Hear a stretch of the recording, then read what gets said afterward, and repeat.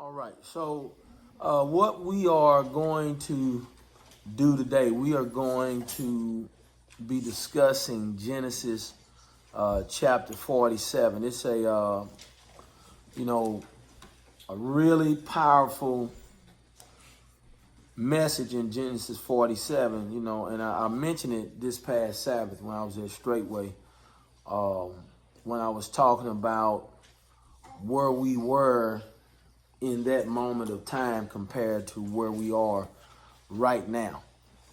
And as I see, I wanted this exhortation to be a reminder of what's in store and what this could be, for you all. The understanding is this.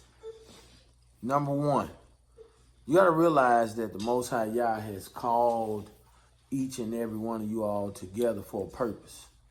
And the biggest thing about that is, even as I was listening to what had went forth on Marco Polo this morning from Sister Ashley, and then, I was talking to Sister Gabby, and she was telling me about her prayer last night, and then, to hear this morning about, the uncleanness.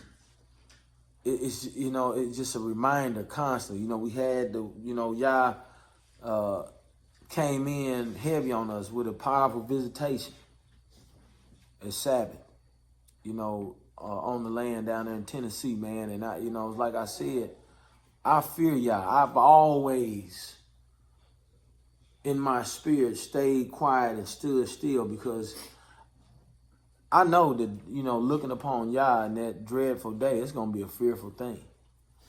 And if you don't fear Yah to the point where that is the source of life, that's the source of power, the might that comes from the hand of Yah, there is nothing like it. Just like the book says, nothing in the heavens above.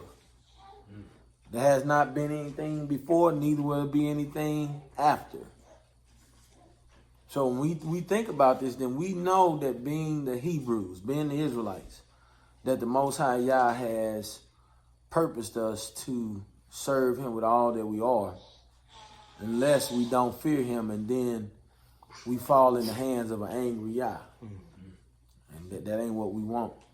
So in this exhortation here in chapter 47, I want to point out a few things. And now we're going to read from the mechanical translations, a few verses we will parallel out of the New Revised Standard Version, which I have. But more so, this is a listening in, but more so a opportunity to interact, because, my first question to you, Brother Daniel, before we start reading, is you being the community head here and seeing these brothers and sisters day in and day out laboring, do you feel they get the full sense of what serving Yah is about? Getting a full sense of serving Yah, looking at what we have here, I believe that we're getting that full sense. To have it in its fullness now, no. Just to make the answer simple. But I believe we're getting that. As far as, especially being here on community, sharpening each other daily, we're getting to that point. Hallelujah. Well, I tell you what, it's a encouragement to me to come and just see the amount of things that has taken place. And I know it has not been anything less than what you said once you, when you told me that we got the land and we're going to be moving.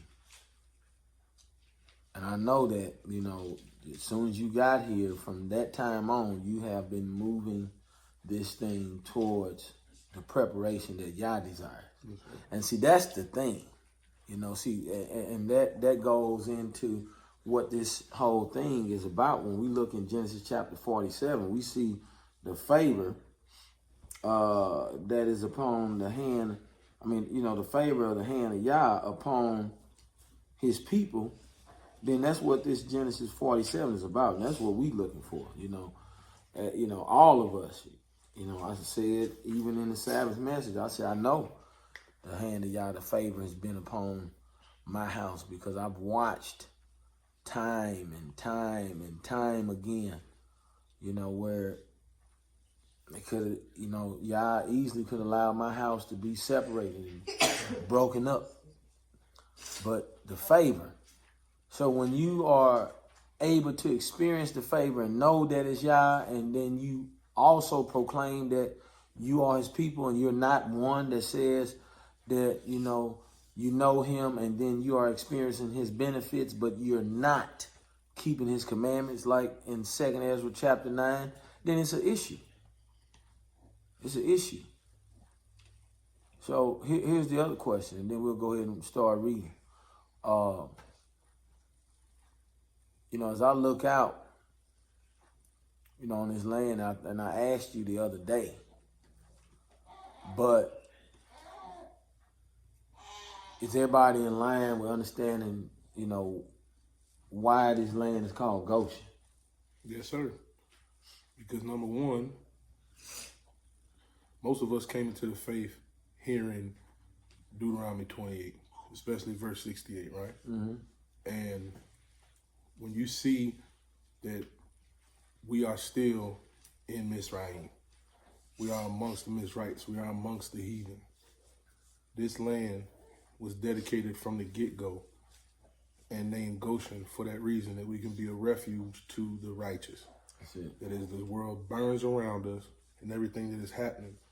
That this place here, the righteous can dwell in peace and in safety, and that the mighty hand of Yahweh can move here, right, amongst his people. So, did y'all hear that, Saints? All right, so understand this, because you said it, and that's why I wanted to segue into that.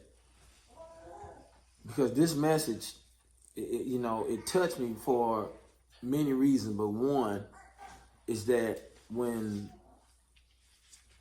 Mizraim was getting ready to shut down, you start seeing all of the things that Mizraim had, during this time when famine was about to come upon Mizraim, is that their system that they had set up failed. Mm-hmm.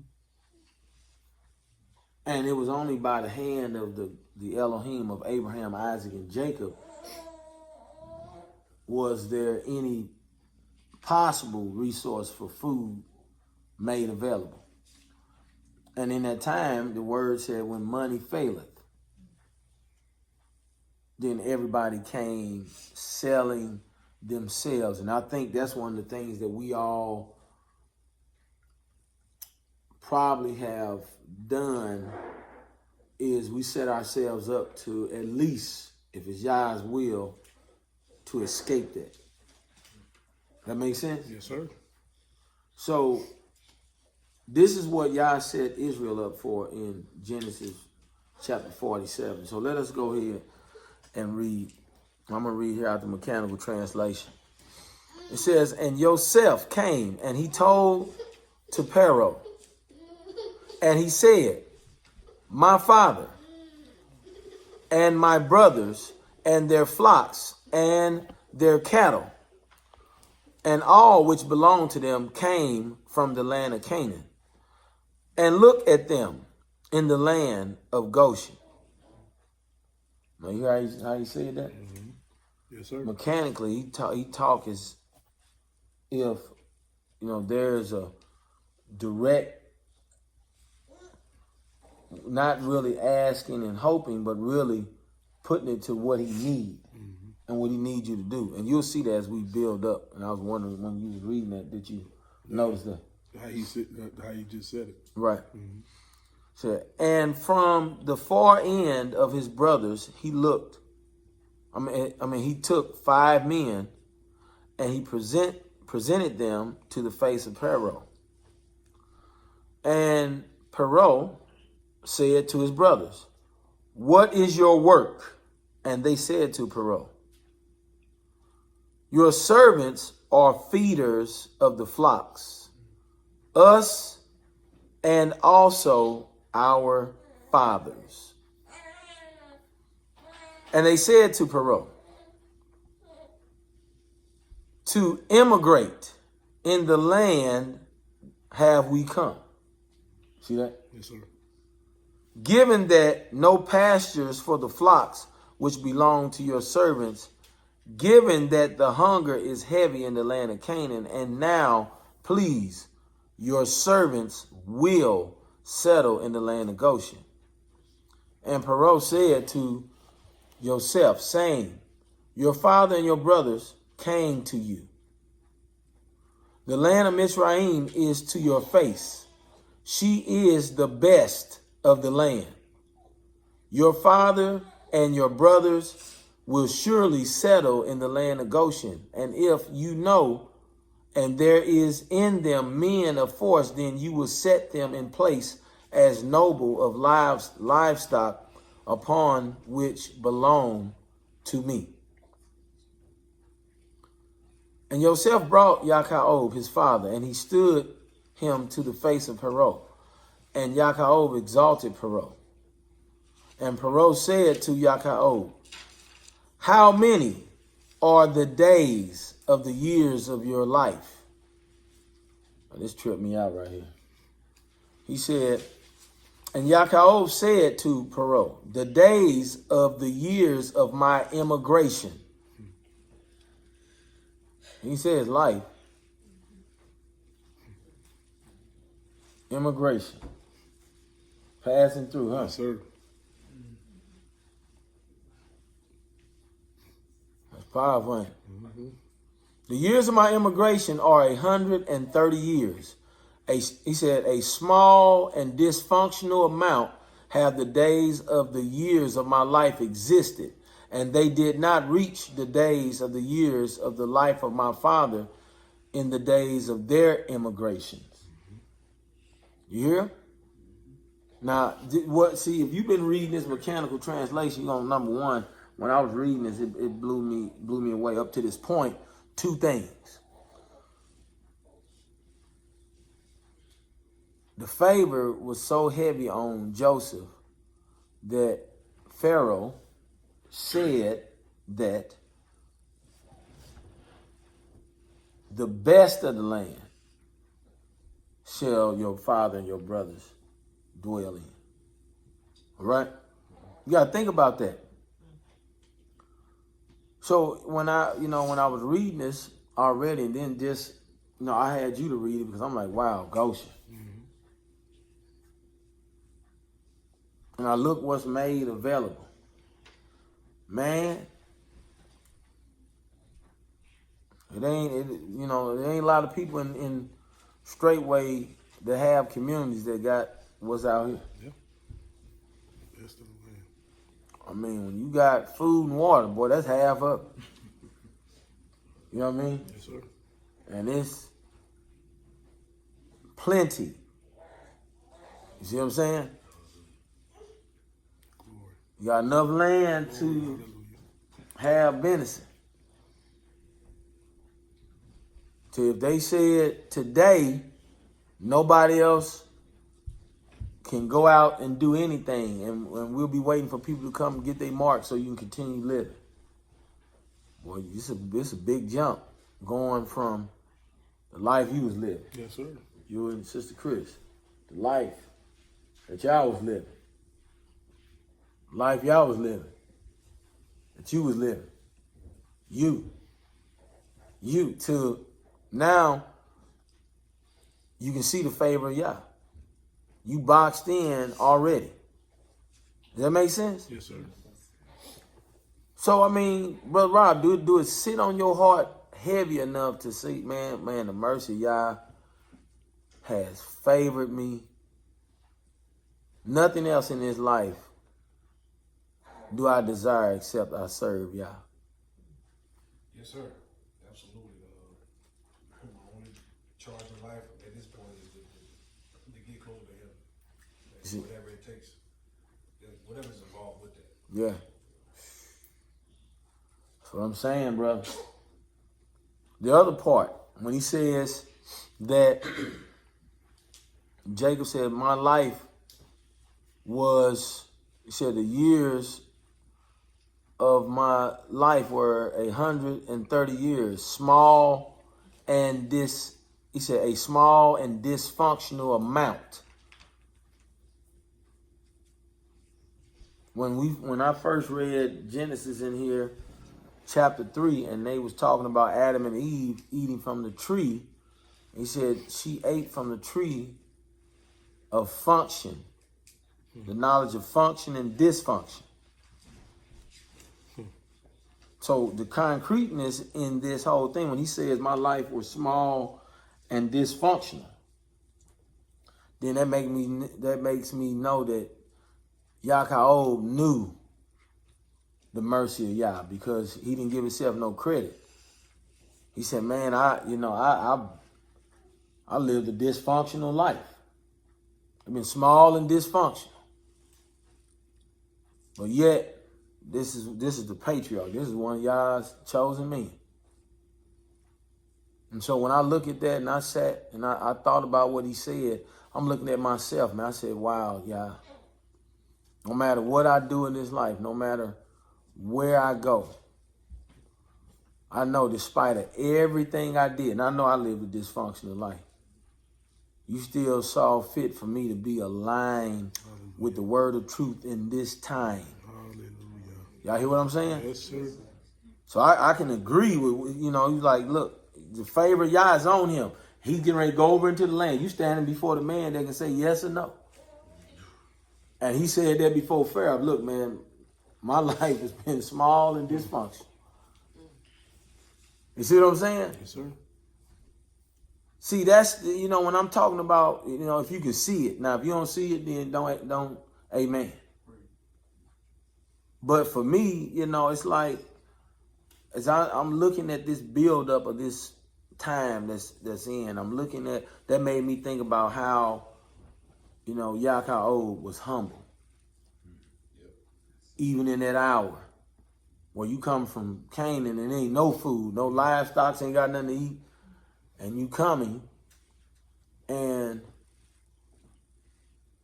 you only coming because the favor of Yah said, come here. And you can see him, the stance he took. He could have came and said, look, I'm, Jacob the third, one of the men of Yah, who thundered down in there. I mean, you get what I'm saying? Yes, sir. But you got to pay attention to, again, like I was talking about at Sabbath, pay attention to his stance as these things go on. Have your mindset as our ancestors. Man, we are a meek people. And the word says the meek shall inherit the earth. That's it. Right? Yes, sir. Hallelujah. Let's keep reading.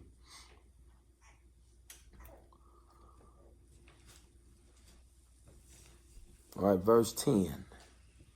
It says, and Yaakov exalted Pharaoh, and he went out from before the face of Pharaoh.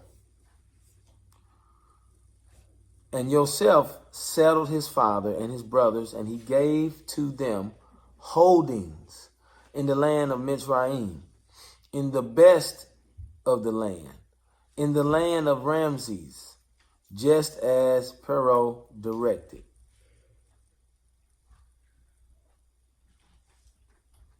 And Yosef sustained his father and his brothers and all. Now this verse 12 right here. Look at this. He went over into the land. And this was key to me right here in the whole of this chapter. Verse 12. He said, and Yosef sustained his father and his brothers and all the house of his father, bread to the mouth of the babies. You see what I'm saying? Yes, sir. That's what y'all do. Remember, Pastor just said it on Sabbath. We never seen the righteous forsaken. And right? Baking bread. That's right. See what I'm saying? So that's a mark. That's a mark right there, Yah. You wanna know how you know Yah with you? When Yah is he carving out a way for you not to be forsaken and for you to have bread, for you to have meat. Hallelujah. Yeah. That makes sense? Yes, sir. That's a mark, man. What did he tell Israel when he was bringing them out? He said your sandals didn't wear down on your feet. Right? Your clothes, all these 40 years. He even gave you manna from the heavens.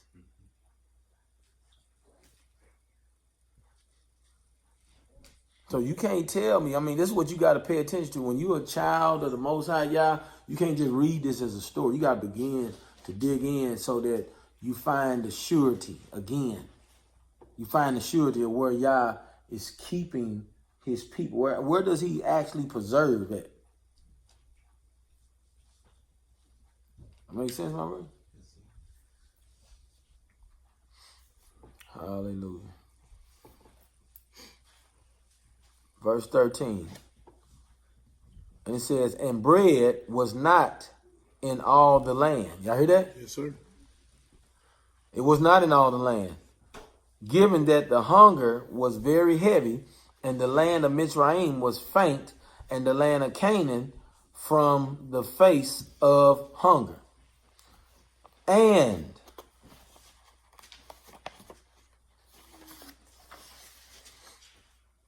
Yosef picked up all the silver being found in the land of Mitzrayim.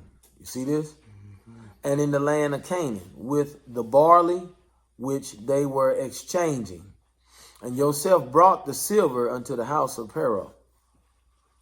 And silver was whole from the land of Mitzrayim and from the land of Canaan. And all Mitzrayim came to Yosef saying, bring for us bread. What are they looking for? Bread. You see what I mean? Yes, sir. Food. They looking for, right, it's dried up. But not for us. Hallelujah. Same thing. Hallelujah. Not for us. Hallelujah.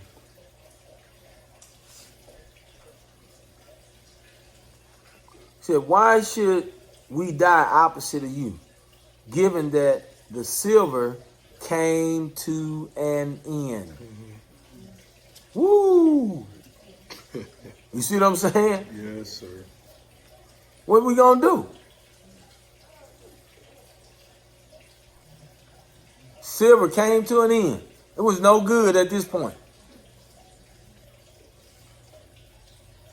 Because ain't nothing you can do with it. Why? Because they was giving it all up. Just searching for food. So they look, all the silver, all the money. You brought all that you had so you can get bread. See, and this how this evil end time is gonna be, man. They got enough to starve you out and make you wait until it come down to that one decision that we're gonna see right here in this book. There's one decision I want you to see. All right. It says, and Yosef said, provide your livestock. See that? The money was gone. You hear me? They gave all the money. Now, look. Provide your livestock. And I will give to you with your livestock if the silver came to an end. And they brought their livestock to Yosef. And Yosef gave to them bread with the horses and with the livestock of the field and with the donkeys. Excuse me. And he led them with the bread with all their livestock in that year. And that year was whole. And they came to him the second year. And they said to him, we will not keep secret from our master that the silver has been whole and the livestock of the beasts belong to my master. we will not remain to the face of my master except our body and our ground. Now you see that? Yes, sir. See, that's when you see this is what Yah has given you. Your body and the place you plant your heels. Now they willing to get it up. For what? Bread. For bread. Food. Yep.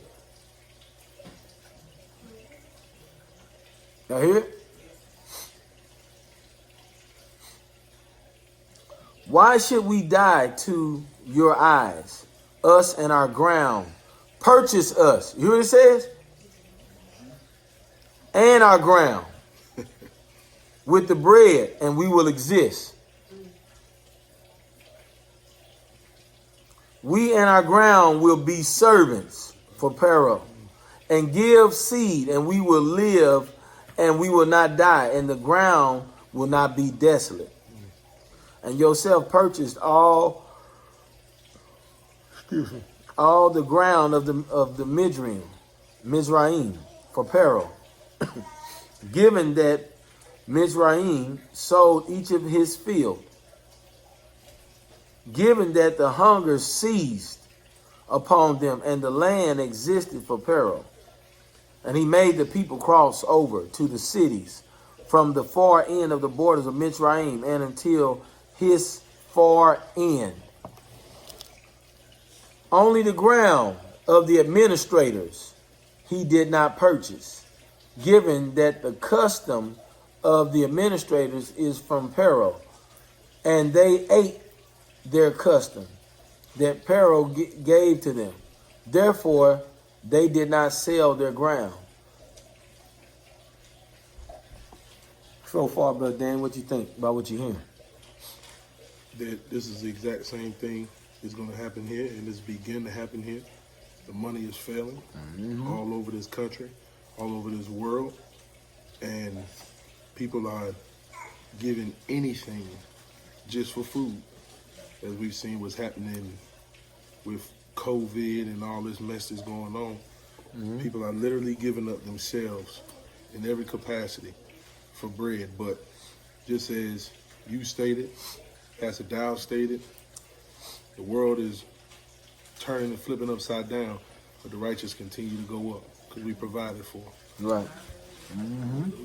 That's it. Right. Verse 23. We're almost done. And Joseph said to the people, though I purchase you today and your ground for Pharaoh, lo, to you is seed, and you will sow the ground. And it will come to pass in the production, and you will give a fifth to Pharaoh, and 4 of the hands will exist for you for seed of the field, and for you to eat, and to who is in your house, and for your babies to eat. It's just simple, ain't it? That's all. I mean, it's about getting the generations to where either y'all need us or the generations to go over into the suffrage. That's gonna come about. What you about to say something, Brother Vest? It seems like that's the day they jump into slavery. Oh yeah, you got it. That's what it's come down. The whole world is going into slavery. Yep. The Bible already said the whole world going into captivity. But Yah also said that the remnant of the seed of the woman is going to be in the wilderness. Also, Ezekiel chapter 20, verse 33 through 38. All right. Matter of fact, I want to touch that real quick. I want to show you something.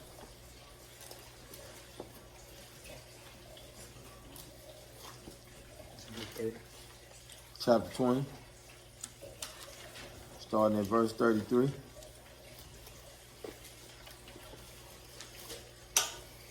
So this is one of my favorite precepts. Because it says, as I live, says Yahweh, surely with a mighty hand and an outstretched arm, and with wrath poured out. So look at that. This is the time of the end. You see this? He said, with wrath poured out. And look what he says. I will be